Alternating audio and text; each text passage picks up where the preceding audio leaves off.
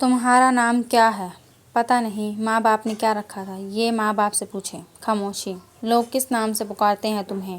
لڑکے یا لڑکیاں؟ لڑکے بہت سارے نام لیتے ہیں، زیادہ تر کون سا نام پکارتے ہیں؟ Dear devil. خاموشی۔ اور لڑکیاں؟ وہ بھی بہت سے نام لیتی ہیں، زیادہ تر کس نام سے پکارتی ہیں؟ یہ میں نہیں بتا سکتا، اٹس ٹو پرسنل۔ یہ بالکل ذاتی ہے۔ گہری خاموشی، طویل سانس، پھر خاموشی۔ میں آپ کو ایک مشورہ دوں؟ کیا آپ میرے بارے میں وہ جاننے کی کوشش کیوں نہیں کرتے جو نہ آپ پہلے جانتے ہیں اور نہ میں؟ آپ کے دائیں طرف ٹیبل پر جو سفید فائل پڑی ہے، اس میں میرے سارے پارٹیکولرز موجود ہیں۔ پھر آپ وقت ضائع کیوں کر رہے ہیں؟ سائیکو اینالسٹ نے اپنے پاس موجود ٹیبل لیمپ کی روشنی میں سامنے کاؤچ پر اس نوجوان کو دیکھا جو اپنے پیر مسلسل ہلا رہا تھا۔ اس کے چہرے پر گہرا اطمینان تھا اور یوں لگ رہا تھا جیسے وہ سائیکو اینالسٹ کے ساتھ ہونے والی ساری گفتگو کو بیکار سمجھ رہا تھا۔ کمرے میں موجود ٹھنڈک، خاموشی اور نیم تاریکی نے اس کے اعصاب کو بالکل متاثر نہیں کیا تھا۔ وہ بات کرتے ہوئے وقتاً فوقتاً کمرے میں چاروں طرف نظریں دوڑا رہا تھا۔ سائیکو اینالسٹ کے لیے سامنے لیٹا ہوا نوجوان ایک عجیب کیس تھا۔ وہ فوٹوگرافک میموری کا مالک تھا۔ اس کا IQ لیول 150 کی رینج میں تھا۔ وہ تھرو آؤٹ اسٹینڈنگ ایکیڈیمک ریکارڈ رکھتا تھا۔ وہ گالف میں پریزیڈنٹس گولڈ میڈل 3 بار جیت چکا تھا۔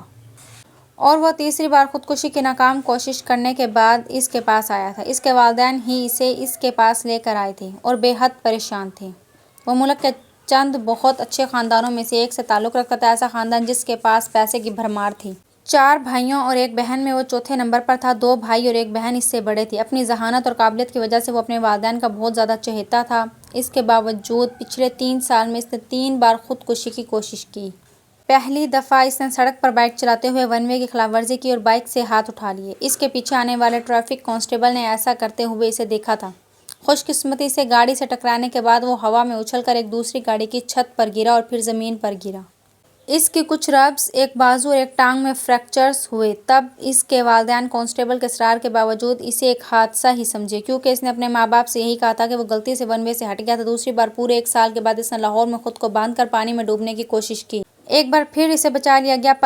پل پر کھڑے لوگوں نے اسے اسی رسی سمیت باہر کھینچ لیا تھا جس کے ساتھ باندھ کر اس نے خود کو نیچے گرایا تھا۔ اس بار اس بات کی گواہی دینے والوں کی تعداد زیادہ تھی کہ اس نے خود اپنے آپ کو پانی میں گرایا تھا، مگر اس کے ماں باپ کو ایک بار پھر یقین نہیں آیا۔ اسرار کا یہ بیان تھا کہ کچھ لڑکوں نے اس کی گاڑی کو پل کے پاس روکا اور پھر اسے باندھ کر پانی میں پھینک۔ جس طرح وہ بندھا ہوا تھا، اسے یوں ہی لگتا تھا جیسے واقعی ہی باندھ کر گرایا گیا تھا۔